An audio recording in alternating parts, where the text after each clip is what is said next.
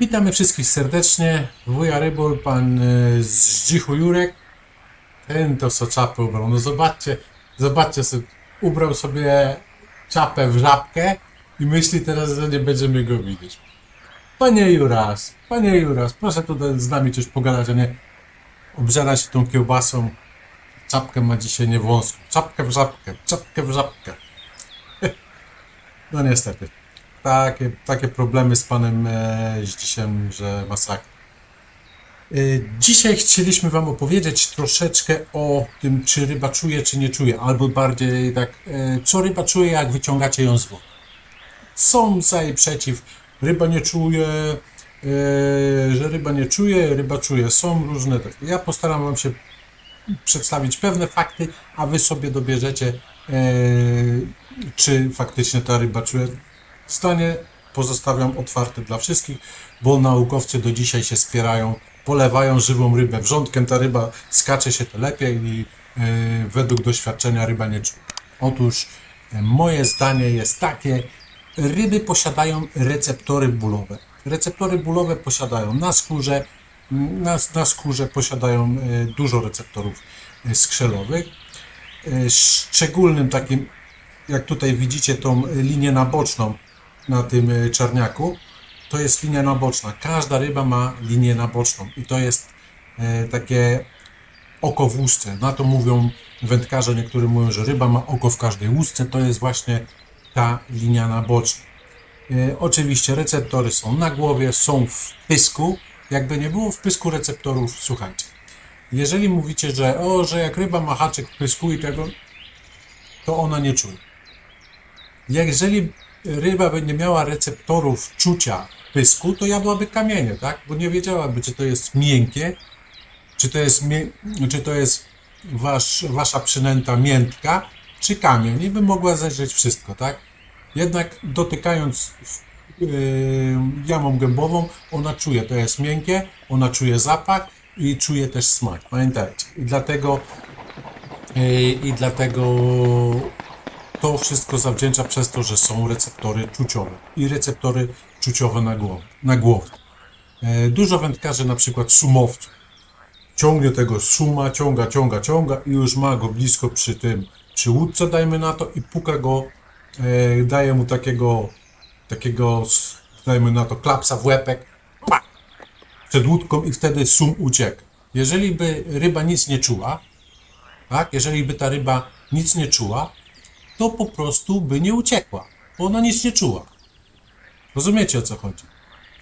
Wędkarze często mówią, że ryba jak ma wbity hak, nic nie czuje, a jak puknie go w łepek, to dlaczego ryba na przykład ucieka, czuje. Albo dlaczego na przykład jeżeli ryba słodkowodna, dajmy na to, wchodzi gdzieś w jakieś rzekę, gdzie są ścieki i ona z tego miejsca na przykład ucieka. Bo ma receptory czuciowe i ona wie, ryba nie myśli, ale swoje wie, że to nie jest środowisko dla niej. A skąd ona to wie? Ona nie myśli tak, jak my myślimy. Ona nie ma takiego mózgu rozwiniętego, jak ma człowiek. Zaraz wam wszystko pokażę. Czy to jest świadome odczuwanie bólu, czy to jest jakaś tylko reakcja, wiecie, na jakiś zewnętrzny bodziec? Tego uczeni oczywiście się nie dowiedzą, bo ryby nie mówią, chociaż są gatunki ryb, które wydają dźwięki, jest ich ponad 1000 gatunków ryb i 1000 gatunków ryb i każda z nich wydaje inne dźwięki. Z takich bardziej znanych na przykład to jest brzana i sum. One wydają dźwięki, ale są też ryby stadne, które poruszają się gdzieś tam w morzach, oceanach i dla, jak to się nazywa, żeby stado zachowywało się jak jedna wielka ryba, tak jak zauważycie, że na przykład stado ryb w oceanie pływa w jakichś tam niby nieokreślonych kierunkach. Oczywiście te kierunki są określone i to ryby porozumiewają się dźwiękowo. I teraz tak, jak już doszliśmy do tego, co odbiera u ryby, oczywiście te wszystkie bodźce. Oczywiście te wszystkie bodźce odbierane są przez ten mały móżdżek, który tutaj jest. Nie będę się wgłębiał, z czego on jest złożony. Możecie sobie przeczytać. Śródmózgowie, mózgowie i Co tam jeszcze jest? W każdym bądź razie nie jest to taki mózg, jak u człowieka. Jest bardzo prymitywny, ale odczuwa bodźce. I tutaj macie akurat, gdzie znajduje się ten mózg, i tutaj w tym macie linię naboczną. Jest linia naboczna, która jest połączona, tam jest rdzeń. Tutaj akurat jest pokazany rdzeń, czyli tak mlecz, popularnie jak to wędkarze mówią, mlecz. Przerwij rybie mlecz i ją zabijesz. No, to jest też taka prawda. No to tak jak człowiekowi by złamać kręgosłup i prawdopodobnie też jak przerwie się mlecz u nas, to też u nas zabije. W każdym bądź razie to jest taki odbieracz bodźców, który jest mały, który znajduje się w rybim łeb. Na przykład jeżeli zakładamy rybę za pyszczek, za nozdrze, nie? Zakładamy rybę za nozdrze haczykiem, rzucając na żywce, to ta ryba, jak wbije się tego haka, to ona się nie otrząśnie? Oczywiście, że się otrząśnie. Albo za grzbiet, jeżeli rybę zahaczamy za grzbiet. Przebija się grzbiet i ryba też skacze. Czyli odczuwa ból, tak? Także z tego, co ja widzę, z obserwacji i z różnych źródeł, ryba oczywiście odczuwa ból.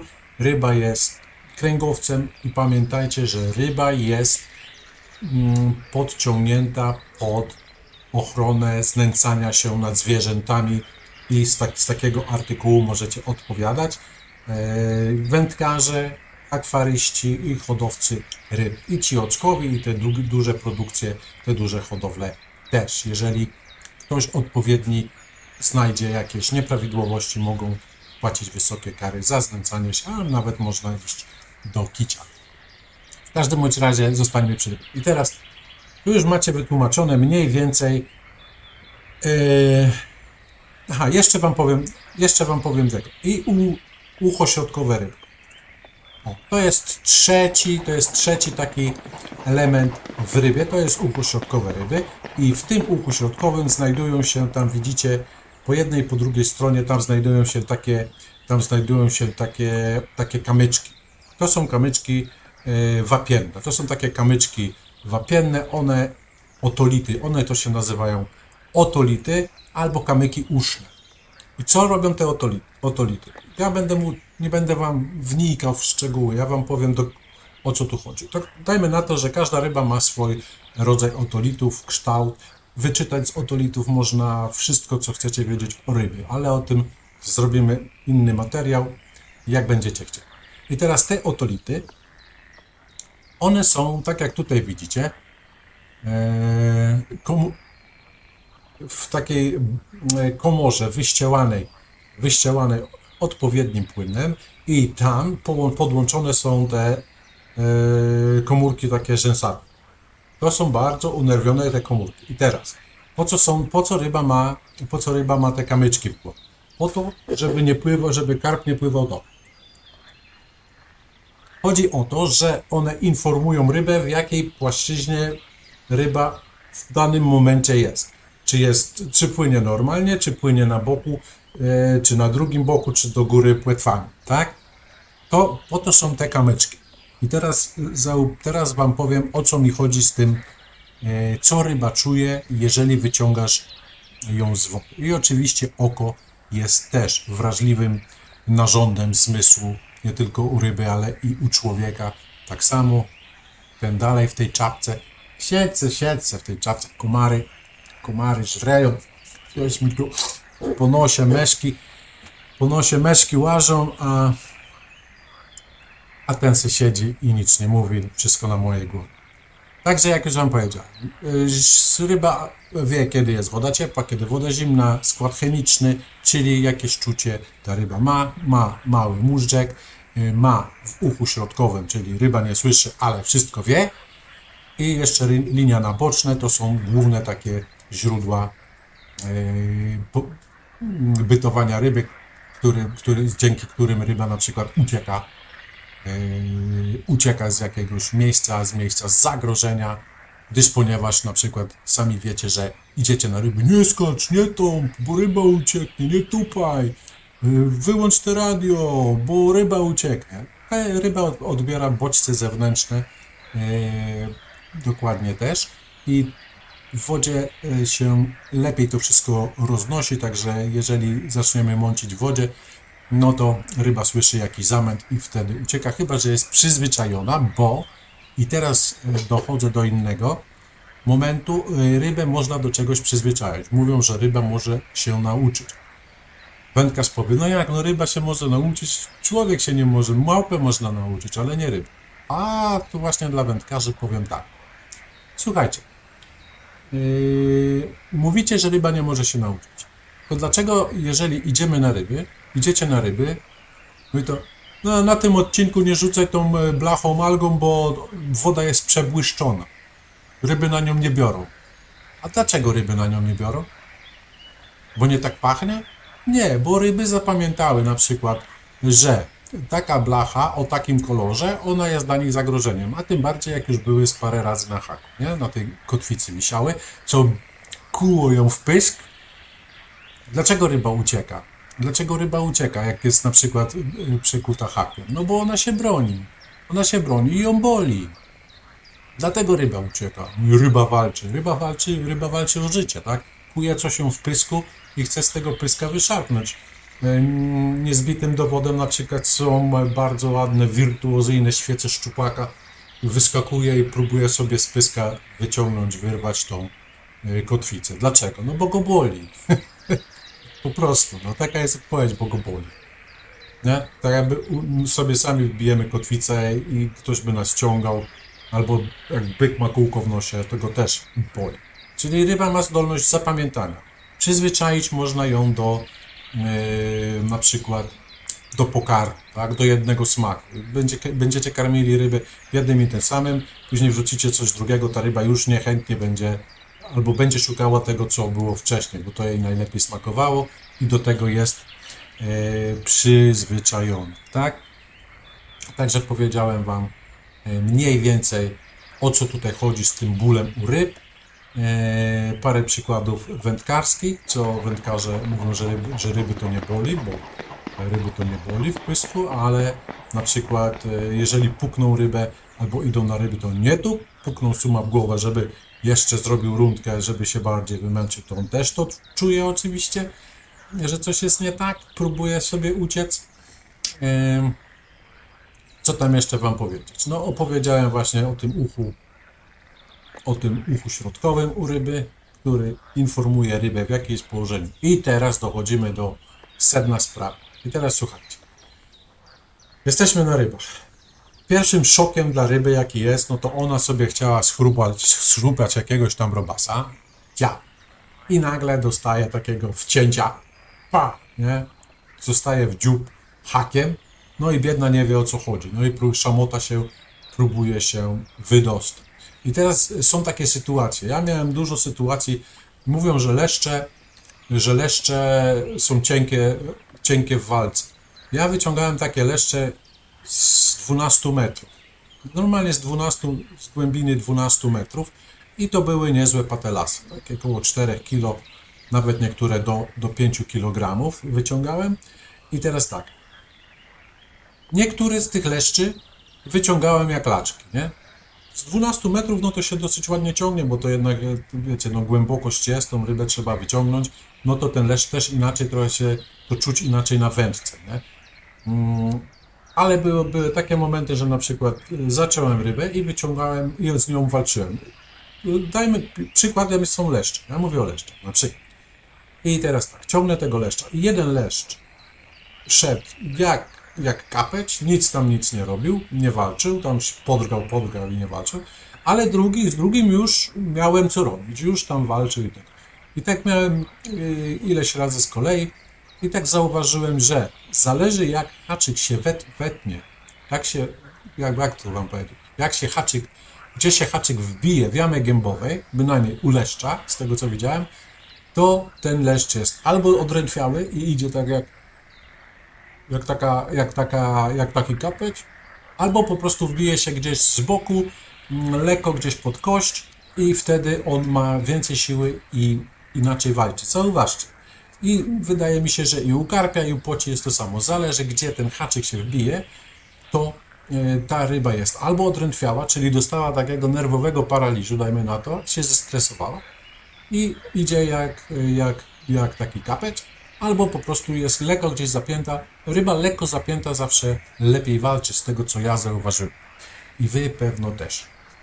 I teraz, żeby nie przedłużać, to wam powiem, o co tu chodzi, jeżeli wyciągamy rybę z wody. Dostała tym haczykiem, dobra, powalczyliśmy, wymęczyliśmy tą rybę w końcu do podbieraka i pierwszy kontakt z wodą, z powietrzem. I co ta biedna ryba ma zrobić? Skrzela, unerwione, zaczyna kłapać pyskiem i szuka wody. Szuka wody, bo ryba nie oddycha atmosferycznym powietrzem, no to są takie ryby, ale to pogadamy kiedy indziej. I szuka tej wody i teraz tak, co się zaczyna? Ona zaczyna się normalnie dusić. Ryba się dusi. Bolą ją oczy, bo ona nic nie widzi. Oczy są unerwione u ryby tak samo prawie jak u człowieka. Ona nie ma identycznie takiego samego odczucia jak my, wyobrażenia o bólu, tylko po prostu to ją boli, taki tępy ból. I teraz tak, oczy, ona nic nie widzi. Jak rybę wyciągniesz z wody, ta ryba nic praktycznie nie widzi. Nie? Mówią na przykład, zarzuć rybie tam płachtę na oczy, żeby nie widziała, żeby się nie rzucała. To jest tak, jakbyście, ona nic nie widzi. Ona nic nie widzi, tylko taki, tak jak tutaj widzicie, taki może rozmazany obraz, takie coś widzi, nie? I tam zarzucają rybę, jak na przykład gdzieś robią sztuczne tarło, to zawsze oczy zasłaniają rybie i wtedy ta ryba staje się spokojniejsza. Albo ktoś mówi, trzeba rybę pogiglać po brzuszku, to ona się zrobi spokojna. Ale zauważcie jedno, ryba robi się spokojniejsza, jeżeli odwrócimy ją tak jak ona pływa, tak? Czyli grzbietem do góry. Jeżeli trzymamy ją tak na rękach, oczywiście czasami też jest tak, że ona tam zdrygnie się i ucieknie, bo po prostu się dusi i chce się ratować, szuka wody, nie? No i teraz jeżeli ją przewrócimy tak, no to ta ryba się trochę uspokaja, a to dlatego, że te otolity, te kamyczki, które są w głowie, przestają ją boleć, bo oczywiście jeżeli ona płynie tak czy tak, to ją boli, to ma w głowie takie, wiecie, jakby ktoś nas napylał młotkiem, nie? Taki jakby w bęben ktoś walił, to ryba ma to samo w głowie, jeżeli jest obrócona na jakąkolwiek pozycję niezgodną z jej pozycją pływania. Są ryby, które pływają do góry brzuchem, ale to jest też oddzielna historia. I teraz, co z taką rybą się dzieje? Wytłumaczę wam. To jest tak, jakbyśmy byli gdzieś, szli sobie gdzieś w parku, przyleciał gościu, wywalił nam plombę, nie?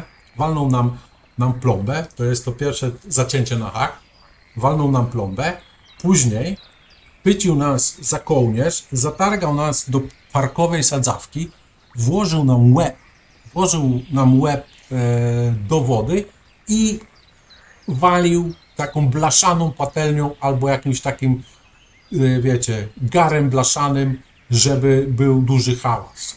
To samo identycznie to czuje właśnie ryba. Ona się dusi w warunkach atmosferycznych bez wody, ona się dusi, bolą ją oczy, boli ją pysk, jeszcze ją tam obłapujecie za tą linię naboczną, tu co widać u tego czarniaka, to są właśnie głowa, i to wszystko dociera do tego małego muszczku i powiecie, że ta ryba, co ta ryba ma powiedzieć? No ryba oczywiście wam nic nie powie, żeby umiała ryczeć tak jak inne zwierzaki, no to by ryczała, a że nie umie, no to nie. Jeszcze na przykład jak widzę nieraz na filmikach, pamiętajcie, nie wrzucajcie takich filmików, bo to mi się bardzo nie podoba, a jeszcze może ktoś się doczepić do tego. Jeżeli odhaczacie rybę, to odhaczcie tą rybę i włóżcie ją do wody i wypuśćcie, a nie, siedzicie 5 metrów od brzegu i jeszcze tak sobie rzucacie rybę jak piłeczkę, to wyobraźcie sobie, co ta ryba czuje, obracając się dookoła własnej osi, wpada do wody, a jeszcze mówicie, że tej rybie nic nie będzie. Pamiętajcie, że do ryby trzeba też mieć troszeczkę szacunku. Także myślę, że wytłumaczyłem Wam, jak czuje się ryba. To tak po ludzku, bez jakichś specjalnych takich naukowych argumentów. Także pozdrawiam serdecznie. Pamiętajcie, ryba nie myśli, ale swoje wie. I tak niech pozostanie. Pozdrawiam Was serdecznie, trzymajcie się ciepło, do zobaczenia. Hej, w następnych odcinkach. Ding, ding.